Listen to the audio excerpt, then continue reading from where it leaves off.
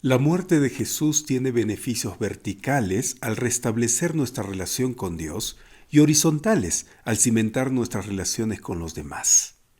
Mediante la cruz, Jesús derriba todo lo que divide a los creyentes gentiles de los judíos, incluyendo el mal uso de la ley para profundizar el abismo. Jesús también construye algo, un asombroso templo nuevo compuesto por creyentes. Esto es lo que veremos en el estudio de hoy. Bienvenidos al programa Lecciones que Transforman.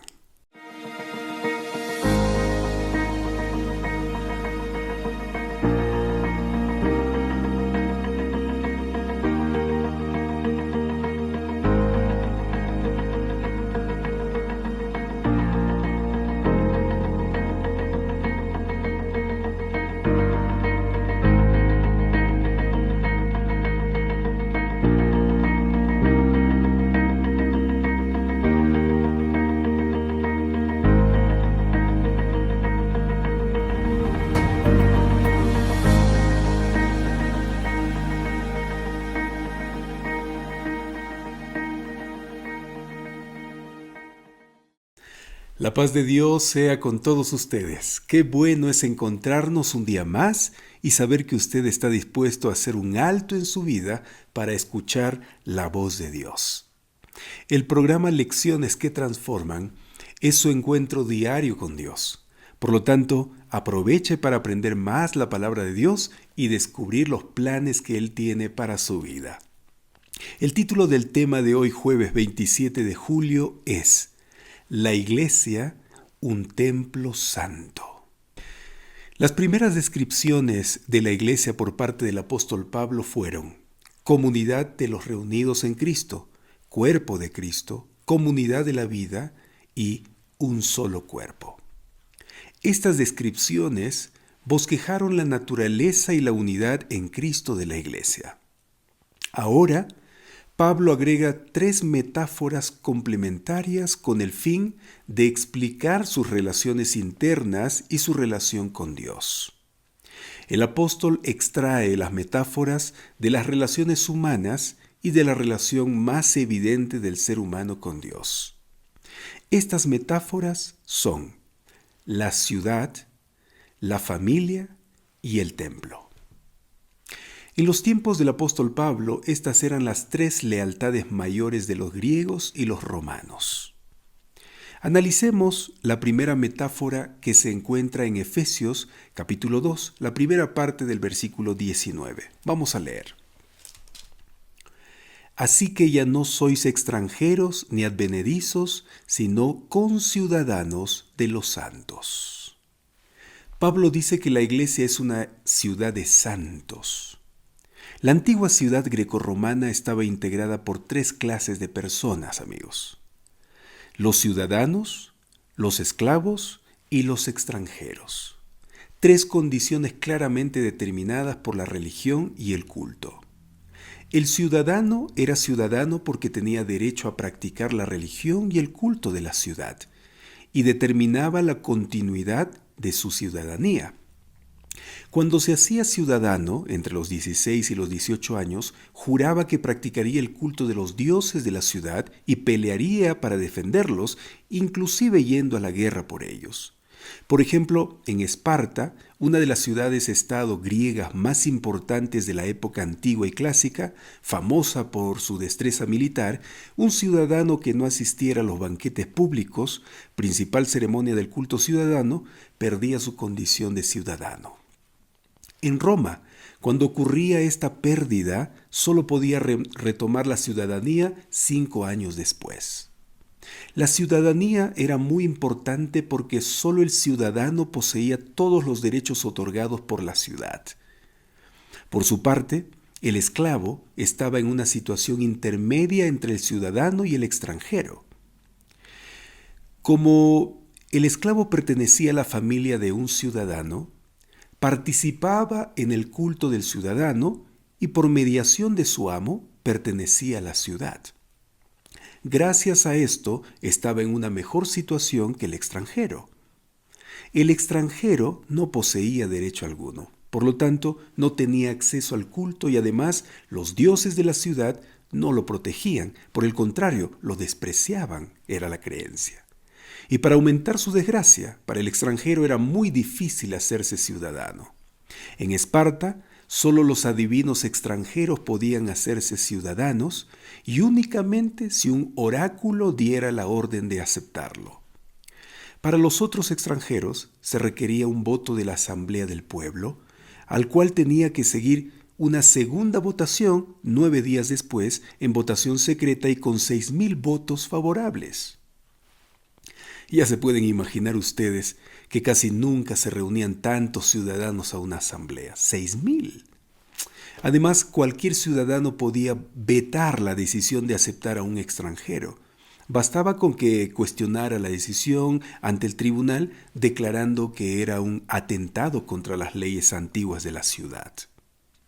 Así que conceder el derecho de ciudadano a un extranjero era muy difícil, por no decir casi imposible, ¿no?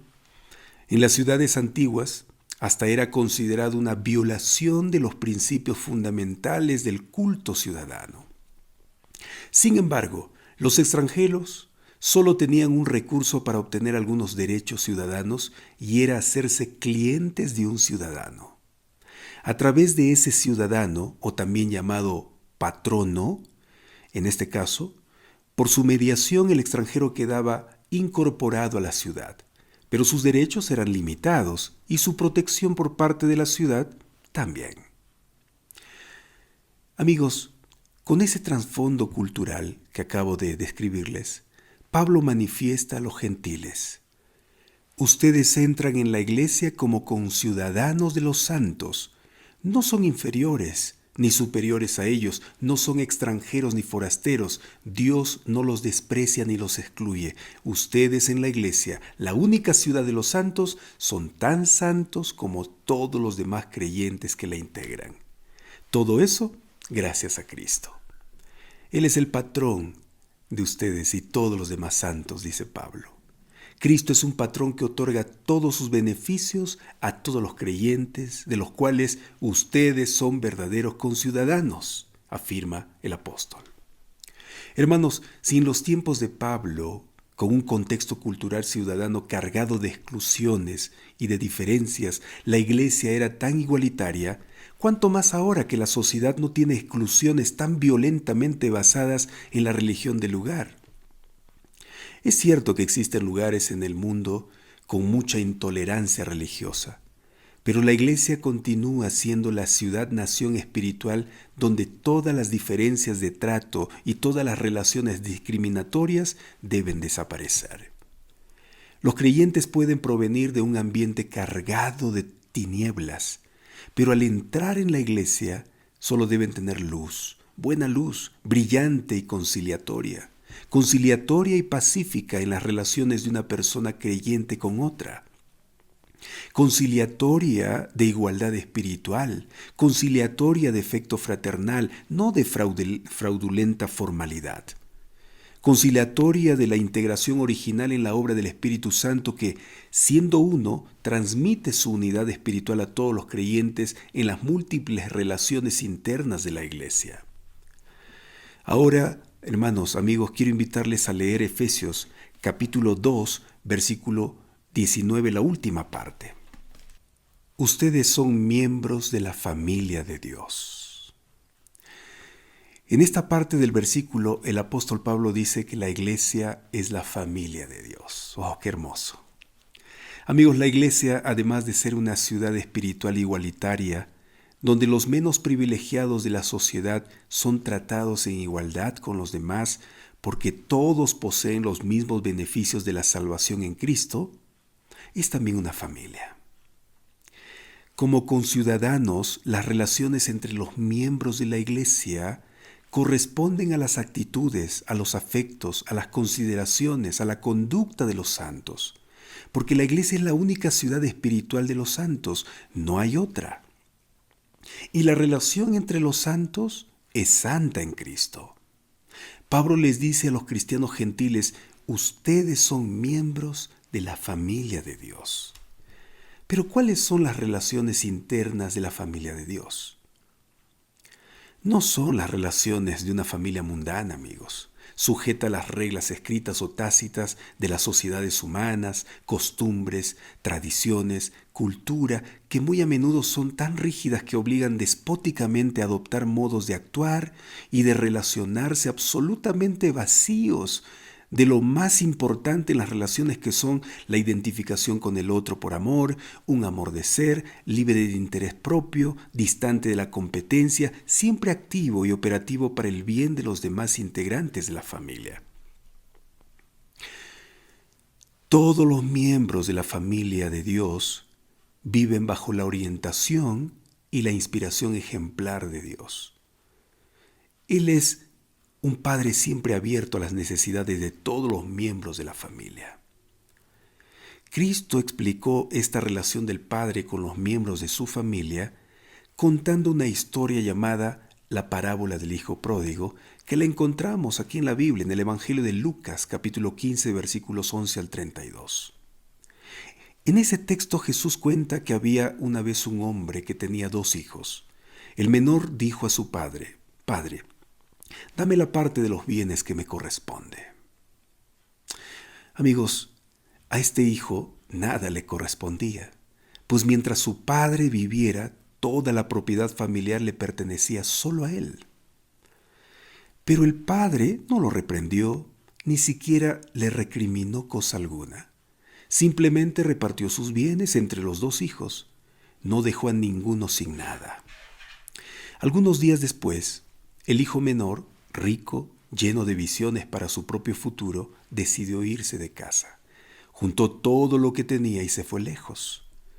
Nada sabía él de distancias, ni de soledades, ni de tristezas. Pensaba que donde estuviera, todas las cosas serían del modo en que él las deseara. Después de todo, tenía dinero.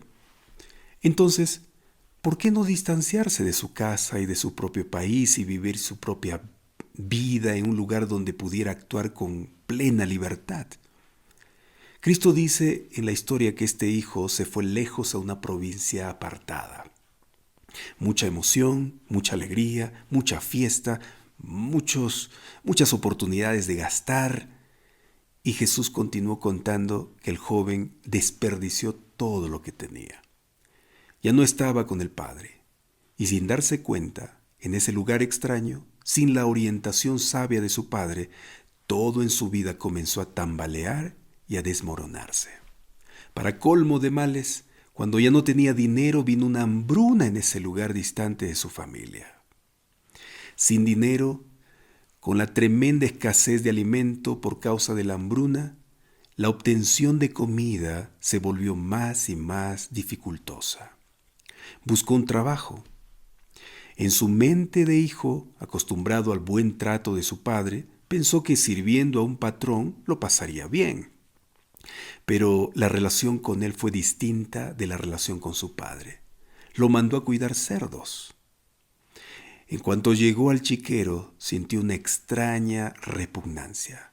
La mugre, el olor penetrante y fuerte como ráfaga de viento podrido lo incomodaron. Además, siendo judío, no había tenido ninguna relación con cerdos, considerados animales inmundos, no apropiados para el sustento de la vida, destructores de la buena salud. El joven pensaba: ¿cómo me he metido en esto?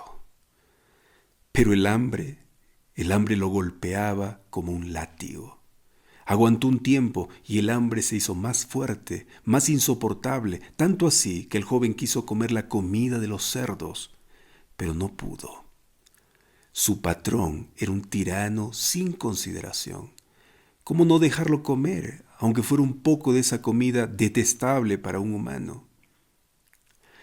Ese hijo conoció la rudeza, la incomprensión, la intolerancia, el egoísmo de su patrón. Sufrió, sí, sufrió. Sabía que la vida en esas circunstancias, con esas relaciones despreciadas, tiranas, no tenía ningún sentido, y le dolía su dura realidad. De pronto su triste realidad le resultó completamente inaceptable. No podía quedar en la casa de su patrón teniendo la familia de su padre, donde la relación de él con todos era diferente. Jesús cuenta que el joven volvió en sí, es decir, tomó conciencia de su verdadera realidad. Cuando la luz volvió a su mente, pudo ver todo lo que su egoísta ceguera anterior le había ocultado. Vio el afecto de su padre, vio la seguridad de una vida familiar sin disensiones, vio la abundancia de su propia casa y deseó el estilo de vida que antes había despreciado. Se dio cuenta de algo. Hasta entonces, ausente de sus pensamientos, se dio cuenta que la autocomplacencia no era una buena relación con su padre. Mucho mejor era el desprendimiento mostrado por él cuando le pidió la herencia. Entonces se dijo a sí mismo: ¿cuántos jornaleros en la casa de mi padre tienen abundancia de pan y yo aquí perezco de hambre? Recién se dio cuenta de una realidad tan obvia que antes no había valorado. Así que tomó una decisión diciendo: me levantaré e iré a mi padre y le diré: Padre, he pecado contra el cielo y contra ti. Ya no soy digno de ser llamado tu hijo. Hazme como a uno de tus jornaleros. Este hijo sabía que, aunque solo fuera un jornalero en la casa de su padre, sería tratado mejor que en la lejana casa de su patrón y de los cerdos. Entonces, la decisión lo llevó a la acción inmediata. Se levantó y fue a la casa de su padre. De nuevo, la misma distancia. Esta vez no iba hacia la lejanía, estaba en camino de regreso a la casa de su padre, de retorno a su familia en la cual el trato y las relaciones eran tan cordiales, tan justas, tan generosas y tan buenas. Entonces, cuando su padre ve a su hijo acercarse, el afecto de ese padre se desborda de una manera única e incomparable, y es movido a misericordia y corre y se lanza sobre su cuello y lo besa. Alegría no reprimida, expresada abundantemente, espontánea, auténtica, cariñosa. El hijo la sintió como un regalo, un alivio de su culpa indeseable, un sabor de pertenencia perdida en la lejana distancia de la provincia triste, recuperada ahora en el brazo de su padre y en la clara bondad de su alegría. Inmediatamente su padre ordena a sus siervos: ¡rápido! Traigan la mejor ropa para vestirlo, pónganle también un anillo en el dedo y sandalias en los pies. Traigan el ternero más gordo y mátenlo para celebrar un banquete, porque mi hijo estaba muerto y ha revivido, se había perdido y fue hallado. Oh amigos, la alegría de todos fue muy grande, muy grande. Pero el padre no solo trató bien a su hijo menor, tuvo también el mismo trato para con su hijo mayor, fiel, trabajador, siempre sujeto a su padre, con una conducta casi perfecta y ejemplar, honesto y sincero. Pero en esta ocasión, este hijo no deseaba entrar en la fiesta. Entonces su padre salió de la casa para buscarlo y le rogaba que entrase. Pero su hijo respondió: Padre, tantos años hace que te sirvo, no habiéndote desobedecido jamás, y nunca me has dado ni un cabrito para gozarme con mis amigos. Pero vino este hijo tuyo, que ha consumido tus bienes con rameras, y has hecho matar para él el becerro más gordo. Basado en su propia corrección, este hijo se mostró un poco exigente con su hermano. Pero el hermano menor ya se había arrepentido, ya había vuelto, ya estaba en casa de nuevo, era nuevamente un miembro normal de la familia. Por lo tanto, merecía el trato del retorno y merecía la alegría de la bienvenida, merecía la sincera fiesta de la familia. No merecía todo eso por lo que este hijo pródigo había hecho, sino que lo merecía por la bondad del Padre, siempre cordial y misericordioso con todos sus hijos. Por eso con ternura el Padre respondió: Hijo, tú siempre estás conmigo, todas mis cosas son tuyas, pero era necesario hacer esta fiesta y regocijarnos porque tu hermano, que estaba muerto y ha revivido, se había perdido y ahora es hallado. De esta manera el padre trató a los dos hijos con el mismo afecto, con la misma intención restauradora, con el mismo deseo redentor, pues el mismo sentimiento misericordioso que le impulsó a correr para recibir a su hijo menor, lo movió a salir de la casa a fin de rogar a su hijo mayor que entrar a la fiesta para celebrar el retorno de su hermano en una feliz unidad con los demás. Amigos, esta historia contada por Jesús nos enseña que los creyentes gentiles debían sentirse miembros de la familia de Dios, lo mismo que los creyentes judíos. La iglesia, como familia de Dios, debía aceptar a los dos, como el Padre los acepta, con el mismo trato, con la misma simpatía, con la misma forma de relacionarse. Igualdad espiritual basada en la igualdad de la redención operada por Cristo para todos los creyentes, sin diferencias. Entonces, hasta aquí hemos estudiado las dos metáforas de la iglesia añadidas por el apóstol Pablo.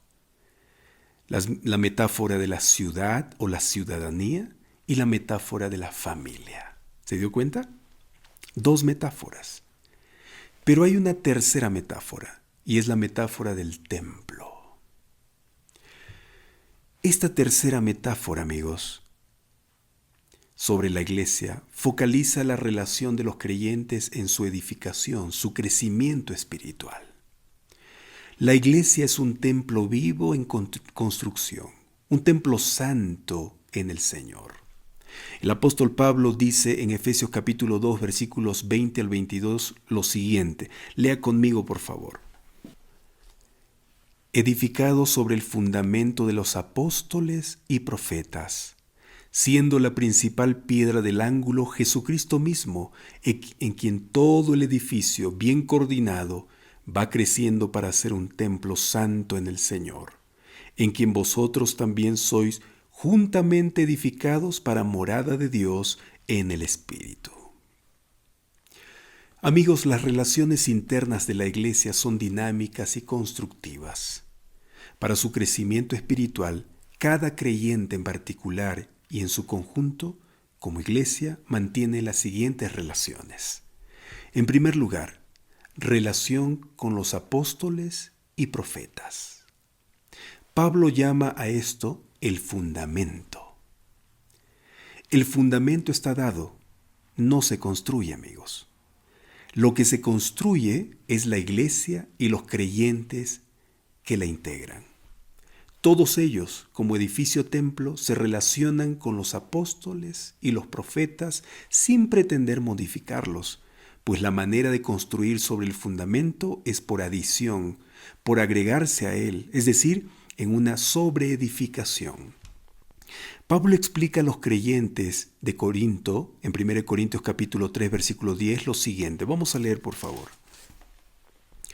Según la gracia que Dios me ha dado, yo, como maestro constructor, eché los cimientos y otro construye sobre ellos, pero cada uno tenga cuidado de cómo construye. Entonces, amigos, el fundamento no está constituido por un apóstol en particular. No está solo en Pedro, ni solo en Santiago, ni solo en Pablo. Todos ellos, más los profetas, constituyen el fundamento.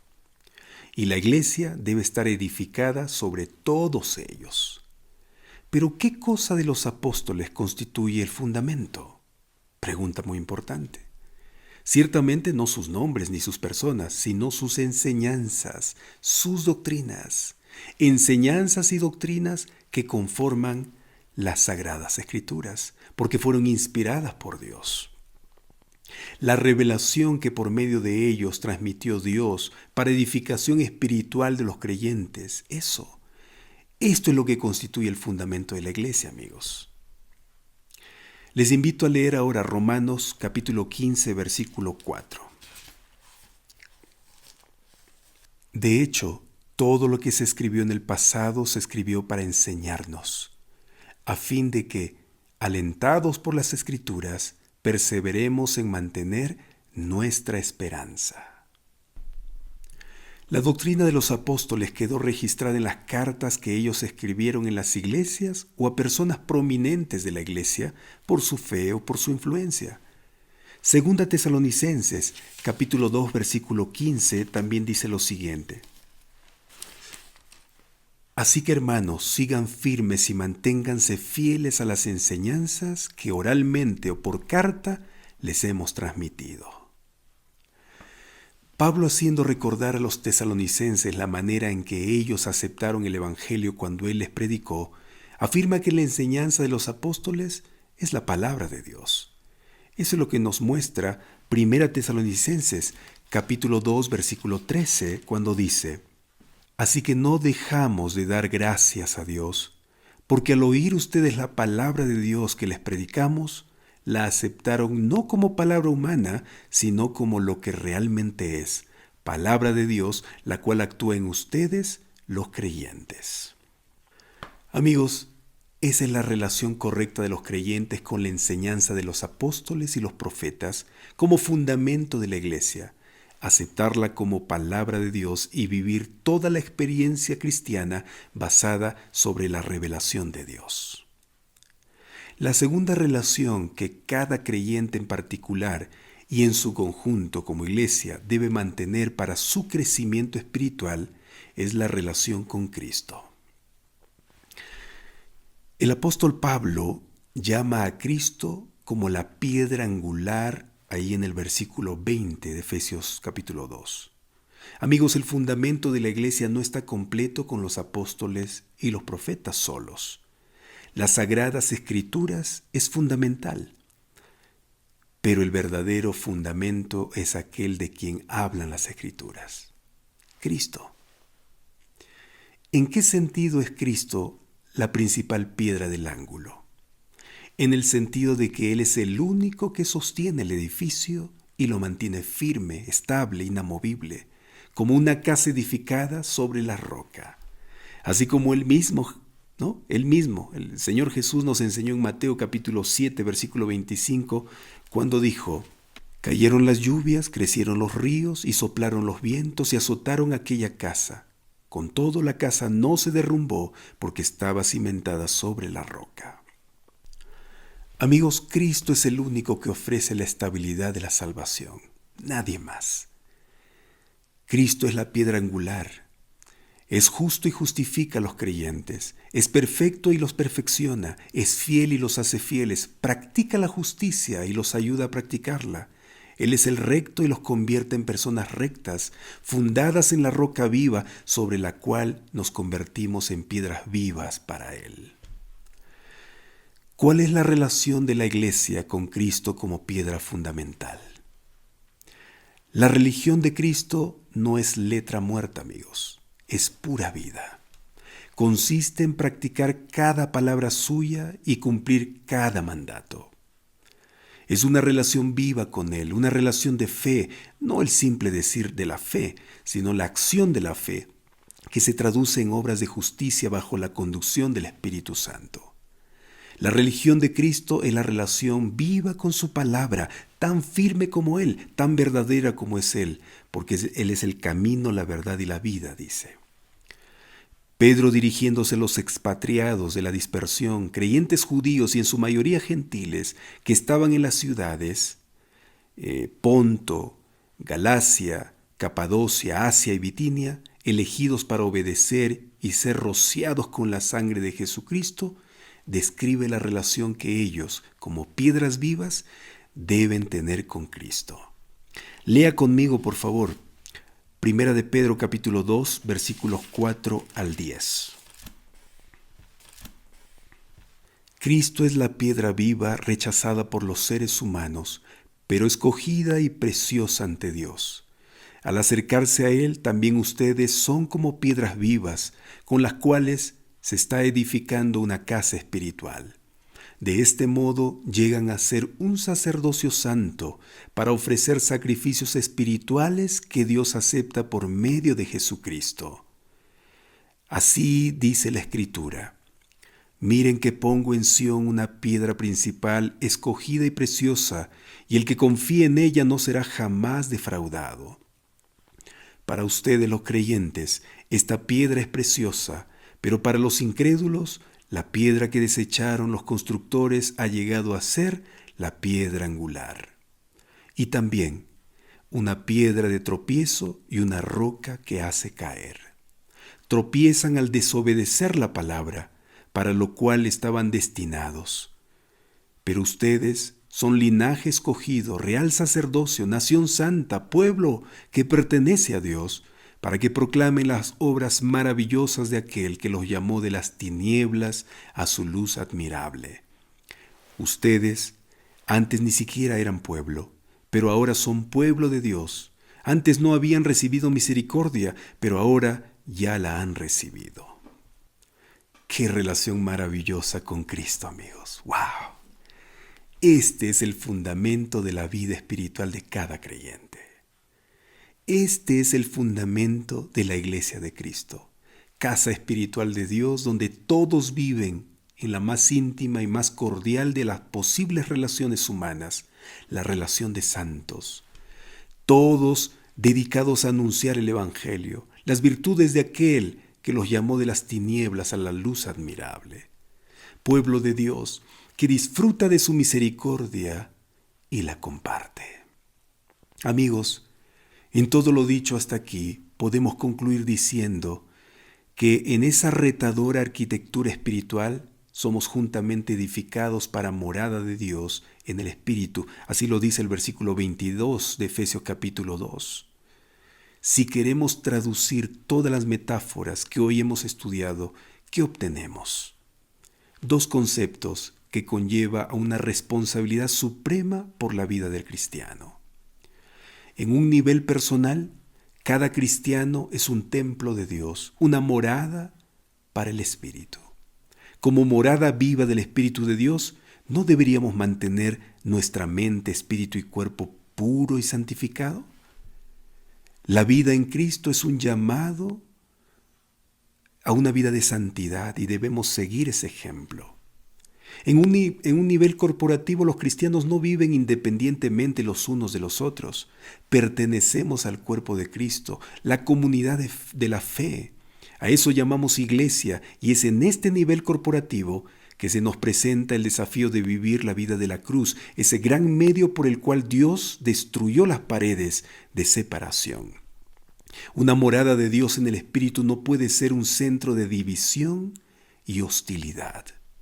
Por lo tanto, queridos amigos, necesitamos una vez más escuchar el llamado de Dios para vivir en unidad. Qué privilegio de nosotros que el Señor nos brinda de ser parte del cuerpo de Cristo. Somos conciudadanos, somos familia y somos templo de Dios. ¡Qué maravilla! Por eso, mi hermano, mi hermana, usted tiene que aprovechar la oportunidad que el Señor le brinda diariamente. Relaciónese con Jesús, relaciónese con sus hermanos, relaciónese con la iglesia, relaciónese con su palabra, con la palabra de Dios. Cuando hagamos eso, iremos derribando barreras de enemistades, barreras que nos impiden crecer espiritualmente.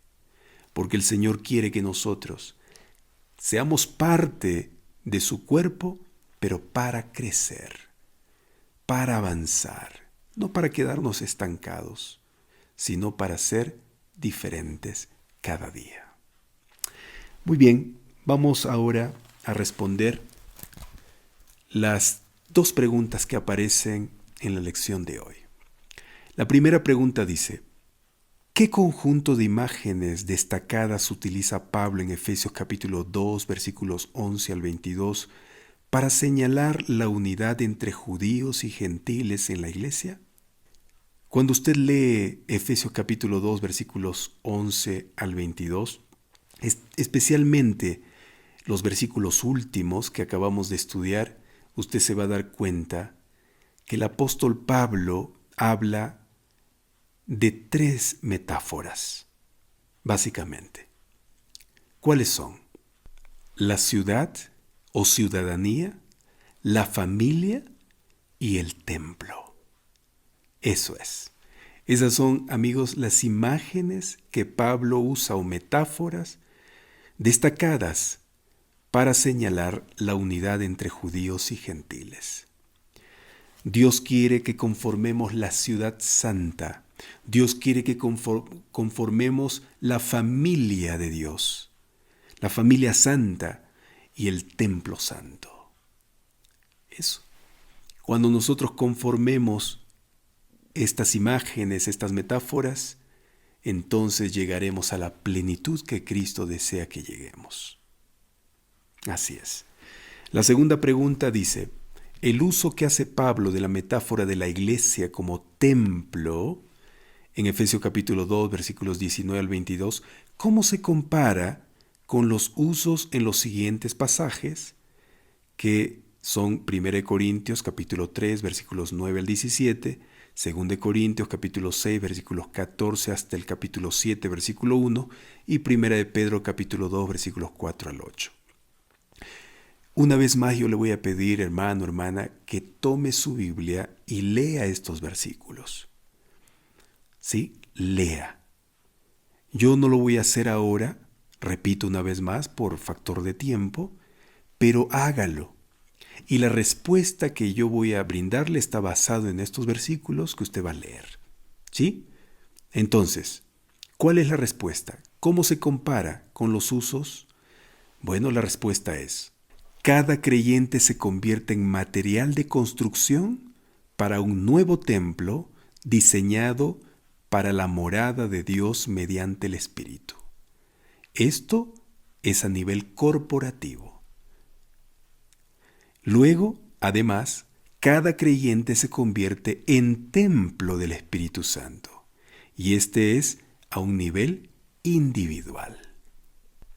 Amigos, es importante entonces ser conscientes de este detalle. Usted es parte de un todo, pero también individualmente usted es un templo. Usted es material, espiritualmente hablando, material del templo, de la construcción del templo de Cristo. Usted es un ladrillo, podría ser, ¿no? Espiritualmente hablando. Usted es una madera, usted es un grano de arena. Siempre nosotros debemos ser conscientes de que somos parte de un todo, de un cuerpo entero.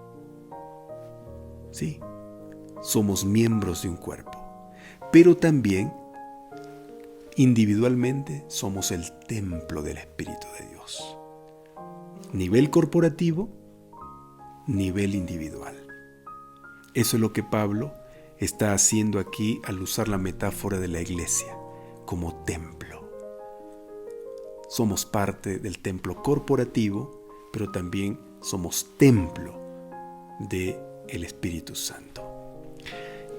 Entonces, ¿cuál debería ser nuestra manera de vivir? ¿Cuál debería ser? Una vida santa, una vida consagrada al Señor, una vida apegada a Él, a sus mandamientos. Y vamos a hacer eso. Vamos a hacer todo lo posible para que mi templo, mi vida, pueda estar dispuesta a recibir a Dios. Y también vamos a hacer el esfuerzo para que con nuestros dones y talentos apoyemos a la construcción del cuerpo de Cristo. Sí, recuerden que el fundamento es Cristo. La piedra angular es Cristo, pero nosotros vamos allí encima, avanzando, creciendo, a través de nuestros dones, nuestros talentos, nuestro apoyo, diferentes maneras. Es una bendición ser parte del cuerpo de Cristo. Es una bendición ser parte del templo de Dios. Una bendición. Si usted todavía no pertenece a un templo, si usted no pertenece a una iglesia, yo le invito a que lo haga para que sea parte también de la iglesia de Dios. Vaya a una iglesia donde se estudie la Biblia como lo estamos haciendo aquí. Vaya. Yo le invito a ir a una iglesia adventista. Los sábados realizamos los cultos, las iglesias están abiertas. Vaya, escuche la palabra de Dios, forme parte de esta iglesia, sea constante asistiendo a la iglesia. Y si usted ya es parte de la iglesia, ya tiene muchos años, siga ayudando, siga uniéndose con los demás para construir el templo de Cristo. ¿Está bien? Muy bien, vamos a orar. Querido Señor, qué bueno es haber estudiado tu palabra y habernos dado cuenta cuán benditos hemos sido por ti, Señor Jesús, de tú habernos metido a tu ciudadanía. Hemos sido extranjeros, Señor, y como vimos en el contexto político, como era en los tiempos de Pablo, que un extranjero no tenía opción de nada, pero tú, Señor, tú lograste incluirnos en la ciudadanía y ahora somos parte de la santa ciudad. De igual forma, somos parte de tu familia. Hemos sido abandonados, pero tú nos has rescatado. Sí, no nos has dejado huérfanos, sino que nos has recibido con mucha ternura como aquel padre que recibió al hijo pródigo y nos transformó y nos hizo parte de su familia. Qué lindo. Y también, Señor, somos parte del templo de tu cuerpo. Señor, cada uno de nosotros es material de construcción espiritual. Y ayúdanos a emplear nuestros dones y talentos para el crecimiento de tu obra. En el nombre de Jesús. Amén. Mis queridos hermanos, mis queridos amigos, muchas gracias por haber estado aquí conmigo estudiando la Biblia. Hoy hemos estudiado el tema La Iglesia, un templo santo. Que Dios te bendiga y recuerda compartir lo que tú estudias. Si no compartes, no tiene mucho sentido.